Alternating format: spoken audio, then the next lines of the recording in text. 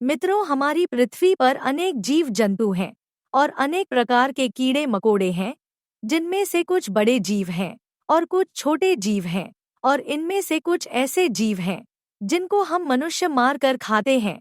तो क्या भगवान ने जीवों को मारकर खाने के लिए बनाया है, और क्या मांस खाना पुण्य है या पाप? आज मैं आपको यही बताऊंगी कि जीवों को मारकर खाने से पाप लगता है या नहीं। जैसे पशु पक्षी भेड़ बकरी मुर्गा आदि समस्त प्राणियों का मान खाने से मनुष्य को बुढ़ापे में कौन से पाप भुगतने पड़ते हैं।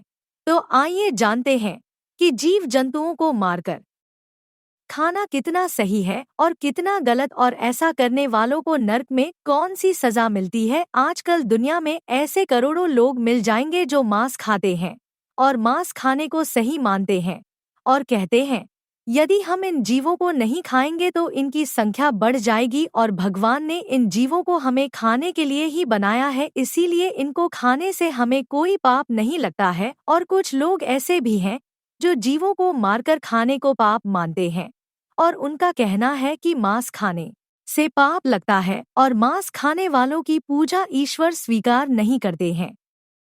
तो आज मैं आपको एक कथा के माध्यम से बताऊंगा कि मांस खाना कितना सही है और कितना गलत। भगवान ने मांस खाने वालों के बारे में क्या बताया है। मित्रों, एक बार माता लक्ष्मी भगवान विष्णु से मिलने के लिए जाती हैं और भगवान विष्णु से पूछती हैं, हे प्रभु, जब मैं देवलोक आ रही थी तो मैंने देखा कि पृथ्वी लोक पर अनेक मनुष्य छोटे छोटे जीवों को मारकर उन्हें अपना भोजन बनाते हैं, और यह देखकर मेरे मन में एक प्रश्न उठ रहा है और मैं चाहती हूँ कि आप मेरे प्रश्न का उत्तर दे। तो भगवान विष्णु ने कहा, है लक्ष्मी, तुम्हारे मन में कौन सा प्रश्न उठ रहा है, मुझे निश्चिंत होकर बताओ। तो माता लक्ष्मी ने कहा, प्रभु, क्या छोटे छोटे जीवों को मारकर खाना पाप है या पुण्य है? तो भगवान विष्णु ने कहा, मैं तुम्हें एक गांव की कथा सुनाता हूँ, जिसे सुनकर तुम्हें पता चल जाएगा कि मांस खाना पाप है या पुण्य है। तो माता लक्ष्मी ने कहा, अवश्य सुनाइए। तो भगवान विष्णु ने कहा, एक बार एक गांव में एक धनी व्यक्ति रहता था और वह किसी पवित्र तीर्थ यात्रा पर जाना चाहता था। जाने से पहले उसने अपने घर में एक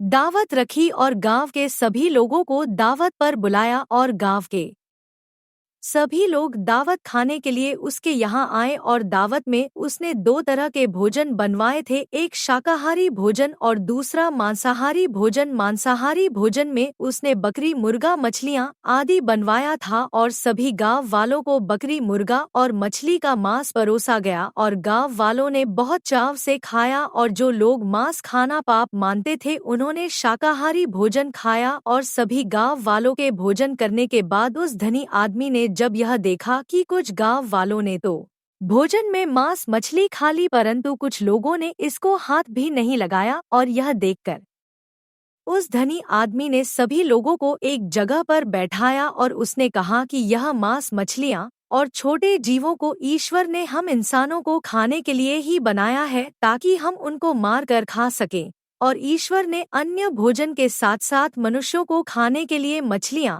और कई तरह के छोटे छोटे जीवों को जन्म दिया है। उस धनी व्यक्ति की इस बात को सुनकर गांव के एक 15 साल के लड़के ने कहा, श्रीमान जी, आप गलत कह रहे हैं। उस छोटे से लड़के की इस बात को सुनकर वहां उपस्थित सब गांव के लोग आश्चर्यचकित हो गए। फिर धनी व्यक्ति ने कहा, बेटे, तुम्हारे कहने का मतलब क्या है? तब लड़का बोल, श्रीमान जी, यह समस्त जीवों को परमात्मा ने बनाया है, लेकिन इनको मारकर खाने के लिए नहीं, बल्कि इनको अपना जीवन जीने के लिए बनाया है। और यह छोटे छोटे जीव भी पृथ्वी पर रहने वाले समस्त जीव जंतु और मनुष्यों की तरह ही जन्म लेते हैं, और इंसानों की तरह ही उनकी भी मृत्यु होती है। और जिस तरह हम मनुष्यों को चोट लगने पर पीड़ा होती है, उसी तरह उन्हें भी पीड़ा होती है। और इस संसार में कोई भी प्राणी किसी अन्य प्राणी से श्रेष्ठ नहीं है, बल्कि सभी जीव जंतु और मनुष्य समान है। वह अलग बात है कि मनुष्यों की बुद्धि ज्यादा विकसित है और जीव जंतुओं की कम, लेकिन इसका मतलब यह नहीं कि आप ज्यादा शक्तिशाली हैं तो अपने से कम शक्तिशाली वाले जीवों को खा सकते हैं। और यह कहना गलत है कि ईश्वर ने छोटे जीवों को हमें खाने के लिए बनाया है। हम अपने स्वाद के लिए और अपनी जीविका के लिए और भी चीजें खाकर अपना पेट भर सकते हैं। ईश्वर ने हमें जीव जंतुओं से अधिक बुद्धि दी है। इसका मतलब यह नहीं कि हम अपने शरीर के पोषण के लिए किसी को भी मार खा सकते हैं। यदि कोई जीव जंतु आपसे कमजोर है और आपकी पकड़ में आ जाते हैं, तो इसका मतलब यह नहीं कि आप उसको मारकर खा जाओगे और भगवान ने उन्हें आपके खाने के लिए बना दिया। जरा सोचो, मच्छर हमारे शरीर का रक्त पीते हैं, उन्हें हमारे शरीर का रक्त अच्छा लगता है। उसी प्रकार शेर, चीता और बाघ जैसे बड़े जानवरों को हमारे शरीर का मांस बहुत स्वादिष्ट लगेगा और वे जब चाहे हमें पकड़कर अपना भोजन कर सकते हैं। तो इसका मतलब यह नहीं कि ईश्वर ने हमें शेर, चीता और बाघ के भोजन के लिए बनाया है। यदि आप ऐसा मानते हैं कि मुर्गा, मछली और बकरी को भगवान ने हमारे भोजन के लिए बनाया है, तो फिर शेर, चीता, बाघ से अपनी रक्षा क्यों करते हो? भगवान ने आपको भी तो उनके भोजन के लिए बनाया है, परंतु फिर भी शेर, चीता और बाघ जैसे जानवरों से खुद को बचाते हो ताकि यह जानवर आपको अपना शिकार ना बना पाएं। क्योंकि आपको अपना शरीर प्यारा है, आपको अपनी जान प्यारी है। उसी तरह हर प्राणी को अपनी जान प्यारी है और अपना शरीर प्यारा है, चाहे वह छोटा जीव हो या बड़ा, सबको अपनी जान प्यारी है। और यह मनुष्यों की मूर्खता है जो अपने से छोटे जीवों को मारकर खाते हैं। और इस तरह उस छोटे से लड़के की बात सुनकर उस धनी आदमी का मुंह बंद हो गया और गांव के सभी लोग लड़के की इस बात से सहमत हो गए। और फिर भगवान विष्णु ने माता लक्ष्मी से कहा, सुनो, मैं तुम्हें भगवान श्री कृष्ण का एक और उपदेश सुनाता हूँ, जिससे तुमको पता चल जाएगा कि मांस खाना पाप है या पुण्य। तो माता लक्ष्मी ने कहा, सुनाइए प्रभु। तो भगवान विष्णु ने कहा, इस कथा को पूरा मन लगाकर सुनना, नहीं तो कथा आपकी समझ में नहीं आएगी, क्योंकि आधी अधूरी कथा सुनने वाले लोग ही मांस, मछली और छोटे जीवों को मारकर खाते हैं। जो कथा को पूरी सुनता है वह जीवन में ऐसा पाप कभी नहीं करता है। तो माता लक्ष्मी ने कहा, जी प्रभु, आप कथा सुनाइए। तो भगवान विष्णु बोले, एक बार भगवान श्री कृष्ण एक पेड़ के नीचे बैठकर मुरली बजा रहे थे। तभी एक हिरण तेजी से भागता हुआ श्री कृष्ण जी के पास आया और उनके पीछे छुप गया और वह हिरण बहुत भयभीत था। उस भयभीत हिरण को देखकर श्री कृष्ण जी ने बांसुरी बजाना बंद कर दिया और उस हिरण से पूछा, हे मृग, तुम इतने डरे हुए क्यों हो? तुम्हें क्या परेशानी है और किसके डर से तुम मेरे पीछे छुपे हुए हो? और भगवान श्री कृष्ण हिरण से यह पूछ ही रहे थे, तभी वहां पर एक शिकारी आ पहुंचा जिसके हाथ में धनुष और बाण थी और श्री कृष्ण जी से कहने लगा, हे बालक, इस हिरण को मुझे दे दे। मैं इस हिरण को अपना शिकार बनाने के इसका पीछा काफी दूर से कर रहा हूँ, इसलिए इस हिरण पर मेरा अधिकार है और यह मेरा शिकार है। तब उस शिकारी से भगवान श्री कृष्ण ने कहा, किसी भी जीव पर किसी का अधिकार नहीं होता, हर प्राणी पर केवल उसका ही अधिकार होता है। फिर शिकारी कहता है, नहीं, इस हिरण पर मेरा अधिकार है और मैं इसका शिकार करके इसको मार कर खाऊंगा। तब श्री कृष्ण उस शिकारी से कहते हैं, किसी प्राणी को मारकर खाने का अधिकार तुम्हें किसने दिया? और इसको मारने का अधिकार तो उसको भी नहीं है जिसने इसे जन्म दिया है, और किसी भी जीव को मारना पाप है। क्या तुम इस बात को नहीं मानते हो? तब शिकारी कहता है, हे बालक, किसी जीव के मांस का भोजन करना पाप नहीं है और जीवों को मारकर मैं उन्हें इस मोह माया से मुक्त करता हूँ। फिर ऐसा करना पाप कैसे हो सकता? और वैसे भी यदि मैं नहीं खाऊंगा तो कोई ना कोई तो इसे मारकर खाएगा ही। और अगर जीवों को मारना पाप है तो राजा लोग इनका शिकार क्यों करते हैं?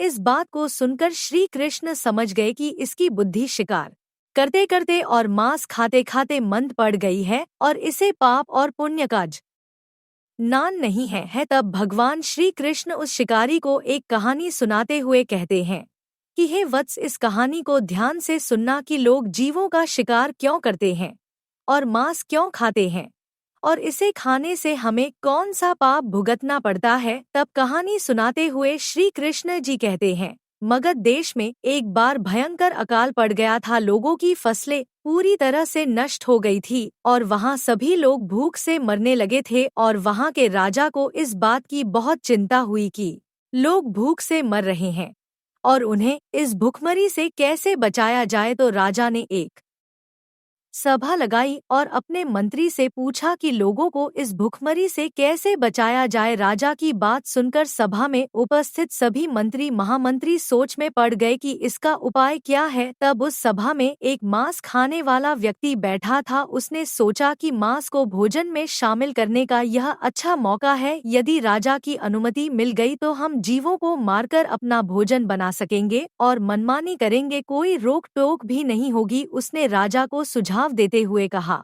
महाराज, इस भुखमरी से बचने का एक विकल्प है, क्यों न हम जीवों को मारकर उनका मांस खाएं।